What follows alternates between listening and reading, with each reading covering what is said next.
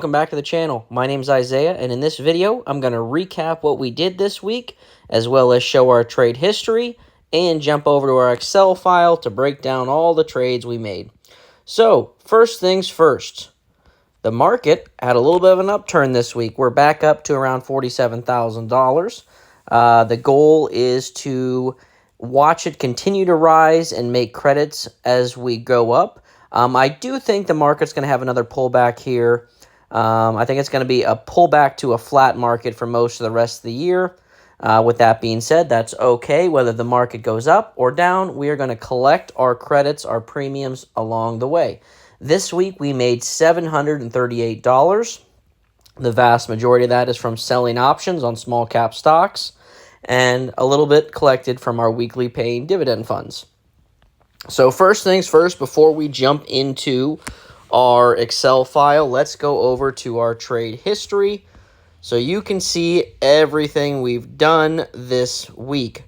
So first, we have a couple dividends set to pay today. As you can see here, $58 from NRNY. That's actually a monthly pair, and that's a disappointing payment this month. That's a fund that I'm going to sell covered calls for the $3 strike. For those that are new, covered call means you are agreeing to sell a stock for a predetermined price, and because you're willing to do that, the market will pay you a credit. You'll collect a premium. So we're going to do that until it hits $3 and gets called away. ULTY, YMAG, YMAX, and RDTE are all weekly dividend payers. $43 from ULTY, $7.94 from YMAG. That's another one that I want to cut. That $7. We're getting pretty close to breaking even on that. We will compare that in our Excel file today for our week in review. YMAX, the only one of the funds that I'm actually somewhat impressed on. Again, selling options would greatly outpace it, but it's done okay. It's done okay. RDTE, $3.43. I only have 11 shares. Very little cash into that. Then let's look at our positions. When you see those rolls, that means we moved the expiration of our contract, our stock contracts, out further.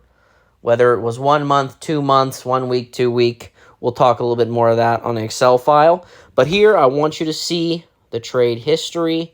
See all the money we captured this week selling options. Again, another good week. Our goal is to hit $550 every week because that would cover all our monthly bills if we needed to use that money. So we hit $738. We beat it by almost $200 again, and if the Yield Max funds would pay a little bit better. No, I kid. But another great week. Like I said, one more time through the trade history. You can calculate these credits at home if you want to. That way you can check my math, make sure that I am accurate in that $738 collected this week. The other thing is I do have $18,000 available in buying power. Probably will not use it anytime soon. I'll just continuously try to roll positions, which we'll talk a little bit more about that at the end of the video. But without further ado, let's jump over to our Excel file so you can see that trade history at a little bit easier to read view. So give me... Okay, so here's our Excel file. As you can see, we have everything laid out. $738, and we'll round up to 20 cents this week. So $738.20. Our goal is to collect that $550. Whenever we see opportunities, we take money from this account to invest in ourselves. So, like I've said before, I've used it to invest in vending machines, getting the real estate license, as well as getting coding set up. So, a couple things that I've invested into myself using an income-generating account. And I will never say that investing for the long term is a bad move with slow and steady dividend payers. It's just not how I trade. So, let's jump into it. Column A, the stock column. That is the ticker symbols. I want to talk about two of them currently. FCEL, I have quite a few contracts on that. I think 700 shares, so that's 7 contracts. Every contract equals 100 shares. So 700 And with that, I was able to touch that position twice this week. I collected $42 on a covered call, which again, a covered call is when you agree to sell a stock for a predetermined price. The market pays you a premium. I also rolled that position. You scroll down a little bit, you see rolled the CC. That's how I rolled the covered call out another week and collected an additional $49 from that. So right there, just over $90. We'll round it close to 100. It's over $90. We have collected in 1 week from a very small cap stock that had a huge rundown. That's one of the stocks that really dropped below the price I had agreed to buy it for. When you sell a put, you're agreeing to buy a stock for a predetermined price. Does that worry me? No. I like the price I bought it at. Will it get back up there? Yes. In the meantime, I'm going to capture as much credit as I can. So when it does get up to that price, I'll have made hundreds and thousands of dollars in credits along the way. So that's just one of the plays this week. As you can see, you only see one CSP. That's cash secured put. That is when you agree to buy a stock for a predetermined price and you collect a premium. NWL, not one I've ever played before. I'm interested. I don't have anything in that sector. And for a $400 investment or $4 strike price, I was able to capture $28 credit. And I believe the stock's up around $5 and some change. So it actually had a little bit of a run up since then. So, that's always a good sign. But that's the only new position I opened this week. Everything else was rolled or covered calls. Rolling the CSP, again, you're still agreeing to buy that stock for a predetermined price, but you rolled out your expiration date, rolled it out a month, a couple weeks, whatever it may be. So when I roll positions, I never change that strike price. The strike price is the price you agree to buy or sell the asset at, depending whether you're selling a put or selling a call. And the only thing I change is the expiration. I like the price that I originally picked when I opened the position, so I never try to lower it because, again, I'm good with owning that stock at that price.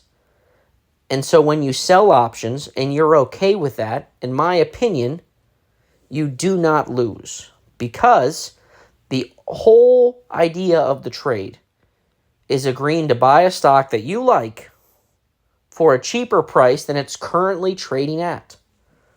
So when you get to buy it for that price because the market dropped down, that's a win for you.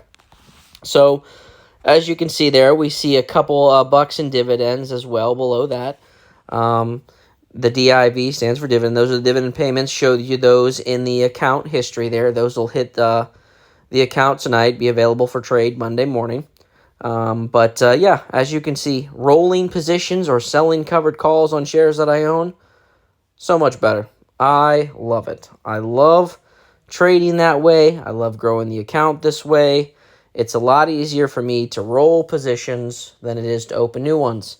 And I've said this in a couple videos as well as said it to many people. I've rolled some positions for years. There's no limit on how many times you can roll a position. Just continuously capture that credit and grow your account. Let's jump over to the running total tab. So let's see, on this account, 14 weeks right here, we have collected $11,223. That breaks down to, if you would take that, divide by 14 weeks, that breaks down to $802, and we'll round down to 29 cents. $802.29. If you would multiply that by 52 for the year, we would make $41,719 if we stayed at this pace. We might go lower, we might go higher. Like I said, my goal is $550 a week. Once we hit it, I only play positions if I have open contracts. I don't try to create new ones after we hit that. I never overtrade because you never know when the market's going to have a huge run up, a huge run down. You just never know. Hit your goals, walk away. And I'll let you take a look here. You see from 120 all the way up to 421. 120 is when I really started, showing trades on YouTube here, so that's kind of when I started tracking it for everybody, showing trade history. And so as you can see, and as I've showed in all the trade history videos, you can see that we have collected $11,232. Let's scroll over here to our dividends, and then we will go to our dividends tabs. When we look at our dividend payouts for the 14 weeks, we've collected $2,513. So that means 9,000 of this money collected has been from selling options. And there's about the same amount of money invested into dividends as there is invested into selling options. So that's just how much faster and how much more money you can generate from selling options compared to collecting dividends on high-yielding funds. So let's jump over to our dividend tab. Here's a little breakdown of the payout for the week. In total, we collected $175.19 this week from dividends. And if we move over here, is it on this tab? Let me see here. Can't zoom out. There we go. Okay. Here's the part I'm trying to show you. I just can't seem to get it to roll over. Okay. So, YMAX, we have collected $1,210 in dividends. YMEG, $172 in dividends. MSTY, $152 in dividends. ULTY, $486 in dividends. MRNY, $409 in dividends. And RDTE, $60 in dividends. So let's remember some of these, especially YMAX, $1,200 in dividends, and ULTY, $486. Let's remember those two, because we're going to jump over to our trade account, our Robinhood account, to see how far those dividend funds are down, to see what our actual net loss would be if we would sell today, which we're not going to. So let's jump back over to Robinhood. Okay, here we are back in the Robinhood account, and let's scroll down to ULTY. We were down we have collected $486 in credits. According to this, we would be down $818 if we would sell now based on share price. So that means we're technically only down $400, a little bit less, 400. Let's go like $390 down on ULTY if we would sell today, which again we are not going to. We're just going to keep collecting dividends on these accounts. Let's jump over to YMAX. We were down $2,000. $2,000, I believe it was. And YMAX, let's see. We do have $8,000 invested in this. This is our largest investment of the Yield Max funds. And I'm glad I picked this one. I think this is the best one out of them. So let's see. Down $2,000 based on share price.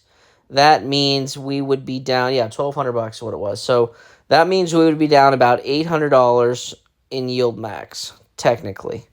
So hopefully their yield goes up a little bit in the next couple weeks. I'm hoping to sell some covered calls on it. What could we, May 16th, if we would sell a $14 covered call and we could get filled at $5 a share? I'm not saying we would. We got 5 contracts. We could collect an additional $25. That's not bad. I would take that on top of the dividends to kind of help it a little bit. We'll see if Monday we have a little bit more run up. MRNY is really the only one of those funds that has just gone down so far and it just doesn't move. So I'm technically down $960 on MRNY, and I think we have collected around $200. So we'd be down $700 or so on MRNY. That's probably the most pain in terms of amount invested per loss.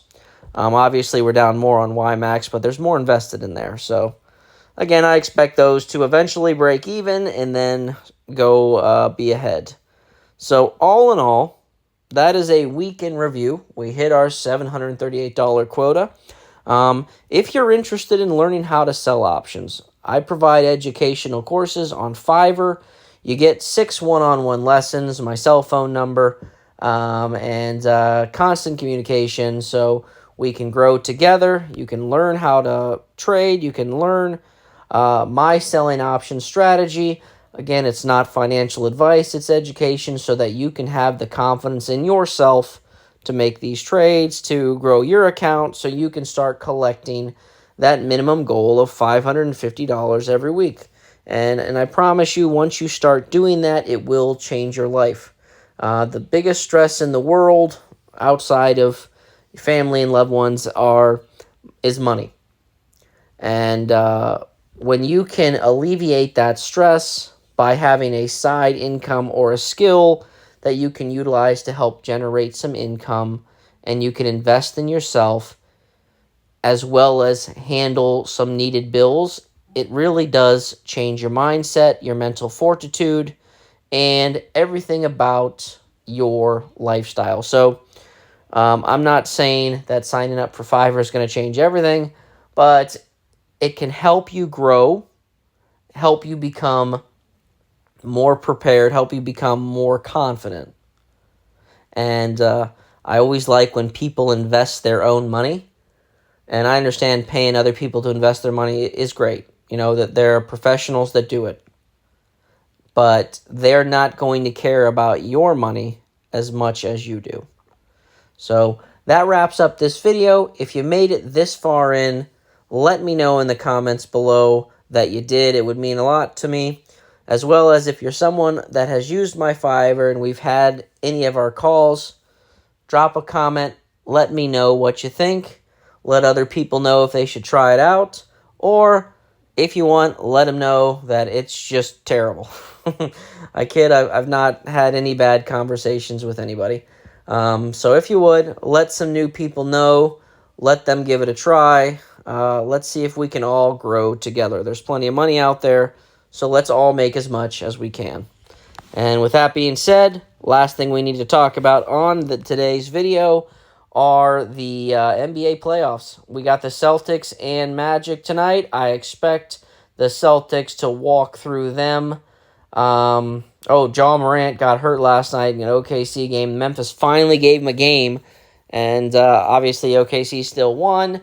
I expect that to be a sweep. Jaws out for Game 4. The big one I'm looking forward to tonight, West Coast battle, Timberwolves and Lakers.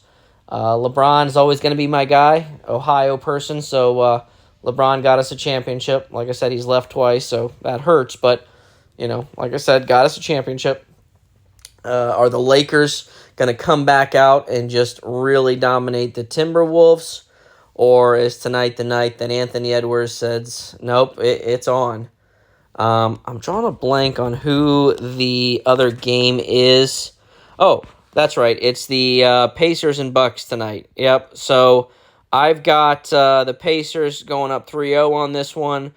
I love Giannis, amazing player. I picked them to win the finals against the Sun a couple years ago. So he's always one of my favorite players to watch. But those Pacers are underrated, in my opinion, even though Tyrese Halliburton was considered overrated. I don't think he is. I think he's an awesome player. And to be honest, after my Cavs get through the Heat, I'm actually a little bit worried for the Pacers. So, and if you're watching the NFL draft, let me know if you're happy with your team's picks. I'm happy with who the Browns have, and I'm hoping we get Sharif Sanders, Deion's son. I want him. I like him. Let me know in the comments if I'm way off my rocker on that one, but I like him. I think he's got great accuracy, and I think his dad instilled a fire in him. And I do not expect him to be a game changer like Deion at all. But I definitely think he could be an impact player. And coming in, learn from a veteran like Joe Flacco. I really think that would be huge, beneficial to the team. And we grow in the future. So I know I rambled a lot in this video, but I really appreciate everyone, and I will see you in the next one.